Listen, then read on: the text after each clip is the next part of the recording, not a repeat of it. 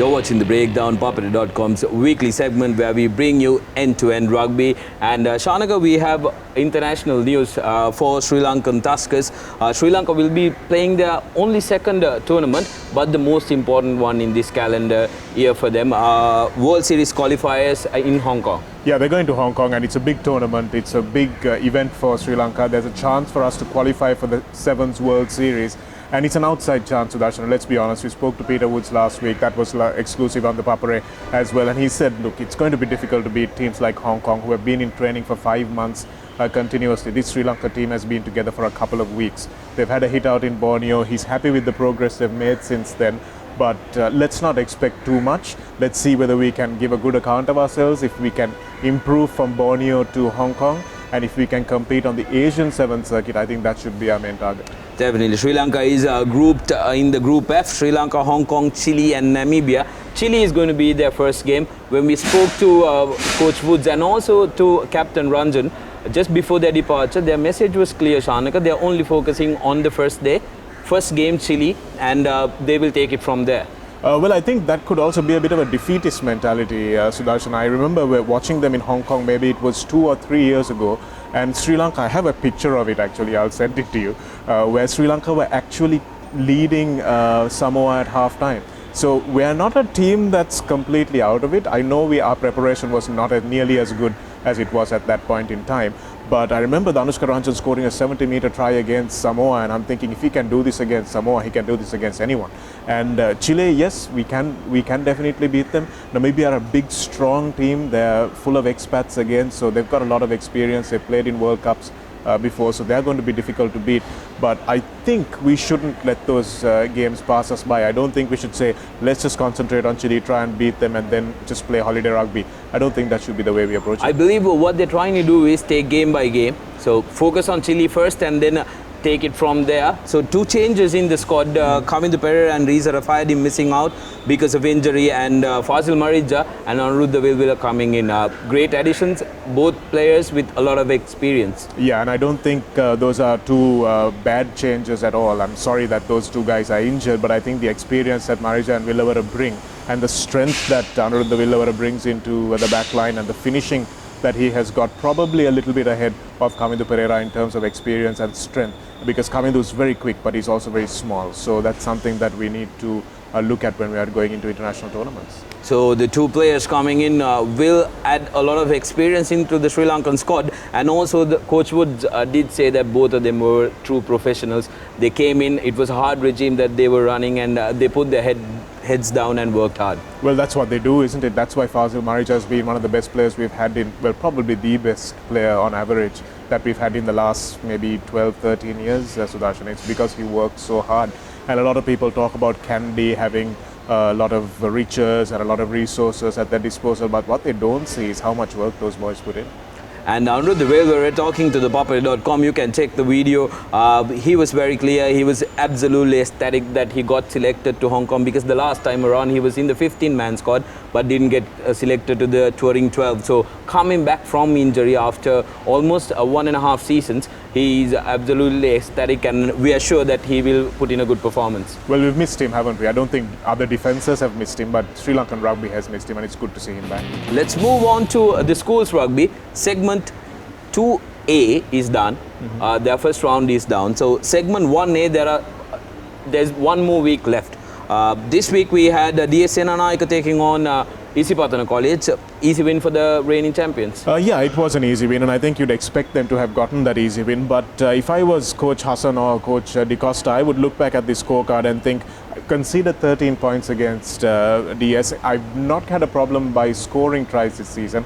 Isipathana's attack is not a problem at all, but they really need to tighten up their defense, and they conceded a try against DS as well, and that would upset them a little bit. That's something they really have to focus on going into a big games against people like Wesley, against people like Trinity, against teams that score tries. They really need to tighten up their defenses. On point, Shanaka, because we've been addressing that they've had a defensive flaw throughout the season. The wins have come through, their wins have been hard-fought wins because they've let teams in, and that flaw was exposed at the St. Peter's game. Yeah, it was, and I don't think they had an answer to it. I don't think they were expecting St. Peter's to play the way they did, and they probably got caught napping a little bit there, because in that second half, St. Peter's just threw caution to the winds and everything seemed to click for them. But Isipathana have to realize that they need to slow games down sometimes when they're in the lead. They need to make sure they control games, and the way they play, the kind of 100 to the dozen rugby that they play, that high tempo game that they play, sometimes can lead to them blowing leads away, and that's something that they really need to think about. And they've got enough. I think Randy Silva is a very good fly half, and I think Harit Bandara is also a guy who controls things very well. So if those two can just make the decision right, we're in the lead now, let's just play some territory, let's just stay down in the opposition half, I think they can regain their composure, they can rest a little bit, the forwards can rest a little bit, and that's an area of their game I think this inexperienced Pathana side need to work on. Again, something, coming back to something Coach Peter would say, all the Sri Lankan players, they look to play rugby at 100 kilometers per hour all the time. I believe that's the problem there as well. Well, you've got to know, isn't it? And this is one thing I really used to enjoy about watching Dan Carter, Sudarshan. I watched him live a couple of times, and I watch him, like when I watch a match, I always just watch him, just him. And it's how he cruises at about 60% for most of the game. And it's just when he sees the gap, when he sees the mismatch, he goes from 60 to 100 in 0 seconds. And that's what our players need to be able to do. They need to realize when they need to turn themselves on and when they need to not take a break, but when they need to lessen the intensity a little. Let's move on to the next game. St. Anthony is winning against Dharmaraj, and they're keeping their chances alive of getting into the second round. It was an absolute must-win game for St. Anthony's, and they came through. And I think if they play the way they did in this second half, the way they played that second half, if they play against Royal, we're going to have a really big game on the cards, Sudarshan. And Dharmaraj, I think they probably thought that they were ahead in this game and they could take it because they were leading by 24 points to 17 at halftime, and that was probably the most that they could put in. I don't think the conditioning of Dharmaraj allowed them to compete in that second half, because the St. Anthony's boys are pretty big and they're pretty well drilled. So I think that told in the second half. But if Anthony's play like this, then look out for them in that second round. Absolutely. And Antonians, mind you, have had a very slow start to this season, although they've had abundance of talent in their ranks. Dinuk Silagama and Dinuk Amarisinghe, Jehan Silagama rather, Samuel Madhuanta, and then we have Mohammad Shabir at the number 8 position, who's been playing instrumentally well. And also the addition of Gunasinghe as the fly-half. He missed out the first few matches due to his cricket commitments. He's a first 11 cricket player as well.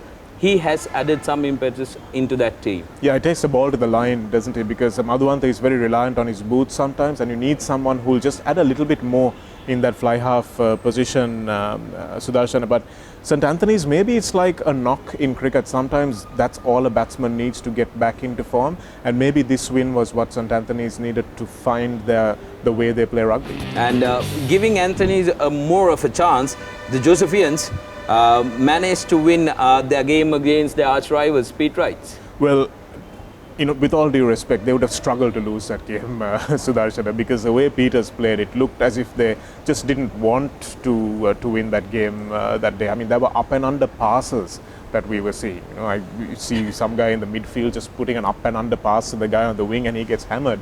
And that's not the way you want to see any team playing, leave alone St. Peter's. And I was really surprised with how unstructured they were, how they completely lacked any sense of cohesion on the day, and St. Joseph's could have played their B game or C game and still ended up with a win. So 25-10, I think, looking at the way St. Peter's fronted up to them, I think Joseph's would have thought they were 5 or 7 or 8 points behind the pace that game. But as for the Josephians, slow start, they've come back to the ranks. Now they have a good chance of finishing as the third place team in the first round. Lots of different combinations for them to get used to, isn't it, Sudarshana? So they were always going to take a little time to get off the mark, and I think they've done that now. They've won a couple of games comfortably, and the Pete Wright game was also obviously, it's their big game, it's a big trophy game, so winning that one will be a big mental boost to them. But we'll wait and see how it goes, because there's still a few things that I'm not seeing them do well cohesively. I think they've got very good individual players. Chatra Seneratne is outstanding when he plays well. Gihan Pereira, I thought, at number 8 was really good. You've got Vinul Fernando, Gamanu Chetia, all those guys who can really cut a game open on their own. But whether they are able to get together and do that as a team is what's going to define the rest of their season. So there you go. Those are the 3 games that happened during the weekend, and this week we have 3 more games, and that's in the Group 1A segment, and we are done with the first round. And when it comes to the second round, Shanak, a lot is at stake. We have some mouth-watering clashes. Oh, we do, and a lot of people are saying, and rightly so, that Trinity have had an easy run of it so far, that this is the weaker group that Trinity are in with Wesley and St. Thomas's and Zahira, that it's not as competitive as the other group. And I think they may be somewhat right, the way things have played out, Sudarshana. So when the teams cross over and play each other, I think we're going to see some outstanding rugby. But mind you, Shanak, I agree to disagree to that. Yes, it has been easy in the group stages, but these teams, the other teams, have worked hard. Trinity had to work hard against Zahira College. Trinity had to work hard against St. Thomas's in the second half. And Trinity, yes, they ran away with Wesley, but look at Wesley, they've only lost to Trinity College, and all these teams have lifted their games up. So coming into the second round, the other group, Royal, St. Peter's, if they qualify, St. Joseph's, or Anthony's and Isipathana, are going to have trouble with the rest of the teams as well, because Wesley is not going to be a pushover. No, they're not going to be a pushover at all. But what I see from this group, the second group that we're talking about with Trinity, Wesley, St. Thomas's and Zahira, Sudarshana, is that they're technically, I think, a little bit better than the teams on the other end. So while those teams have been very competitive, I don't think we've seen as many injuries in this half of the draw.